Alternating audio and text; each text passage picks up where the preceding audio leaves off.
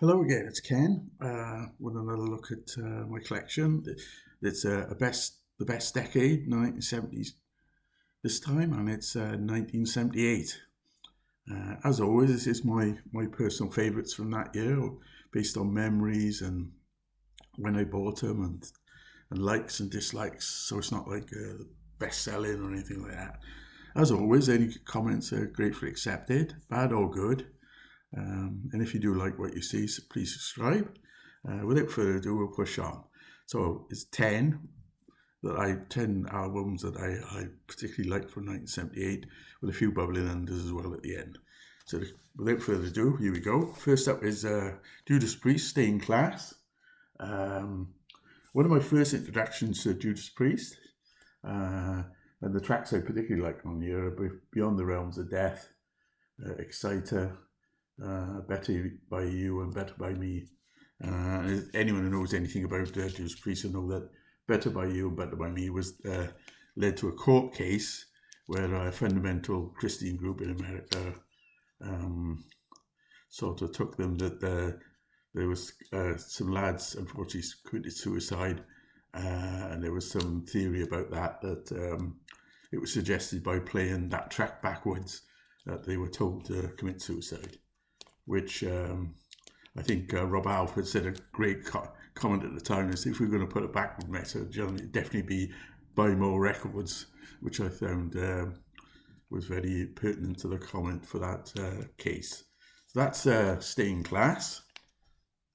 Well, that's the first one from 1978 so far, and here we go. So it's a CD this time because I haven't got the vinyl anymore, and I have replaced it. This is Bob Seger and the Silver Bullet Band, and this is Stranger in Town. And this is, if you don't know Bob Seger, he's in line with sort of Bruce Springsteen in some ways.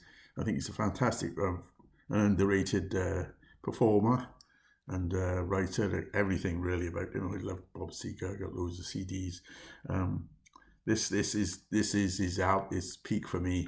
This got Hollywood Nights, Still the Same, Old Time Rock and Roll, which you may know from the Tom Cruise movie, which I think is Risky Business. I'm not sure about that. Till It Shines, Feel Like a Number, which is a fantastic song. Ain't Got No Money, We Got Tonight, which is a fantastic ballad, Brave Strangers, and a famous final scene. It's not a long album, but it's brilliant. Every track on there, there's no filler. All killer, no filler, as they say. So that's number 2. Next up is the boss himself. This is Bruce Springsteen. This is Darkness on the Edge of Town, another cracking album. Badlands, The Promised Land, Factory, Streets of Fire, Darkness on the Edge, Proof It All Night, Candy's Room, Racing It. There's not a duff track on here. So this is the boss. This is in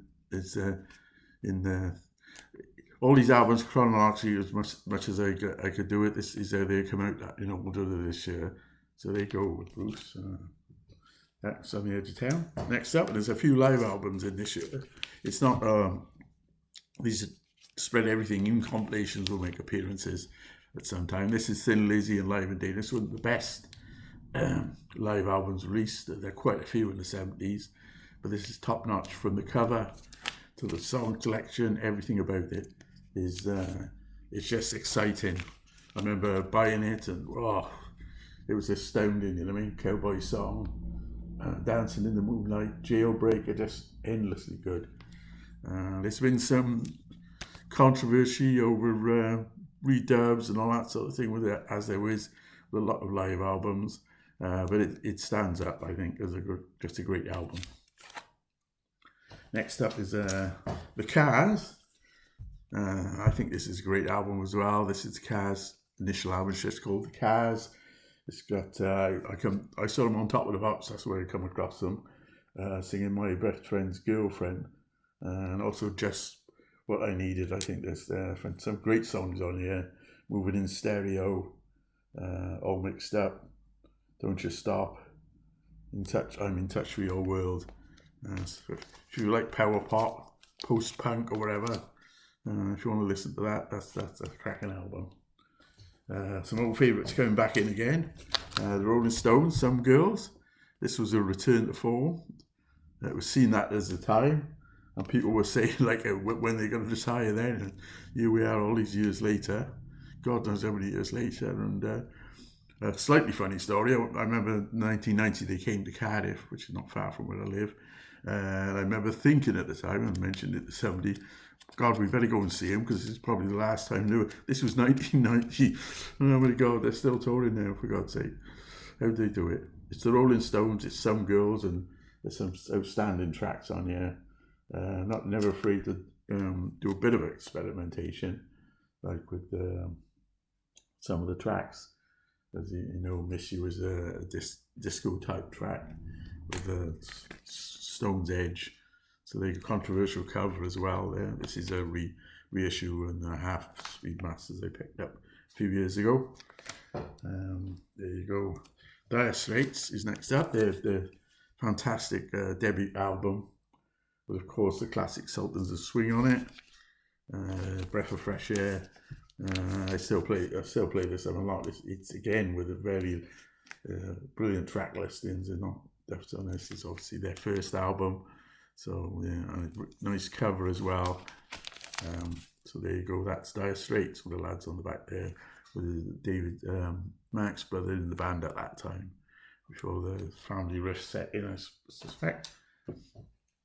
Next up is another perennial band to pop up in my series. It's Who, and it's the Who Are You. This is a fantastic track, Who Are You. It's this is Keith Moon's last album, and this is very poignant and not to be taken away, sitting on that chair. You know, who knows what was going on there. Quite nice cover. It's not a concept in any way. It's just some great songs. New song, Had Enough, Sister Disco, Trick of the Light, Love Is Coming Down.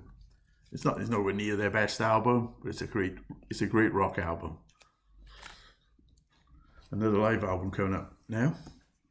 This is Jethro Tull, and this is very pertinent at the moment. This is Jethro live, Bursting Out. Fantastic cover, fantastic album.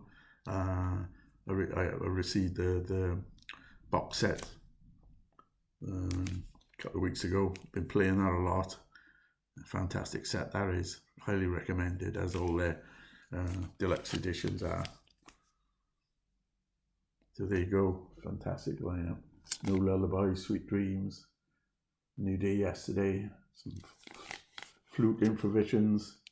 It's fantastic. This is definitely one of the top 5 live albums of all time for me. That's Jethro Tull and Bursting Out. And again, another live album of one of my favourite bands this year, 1978.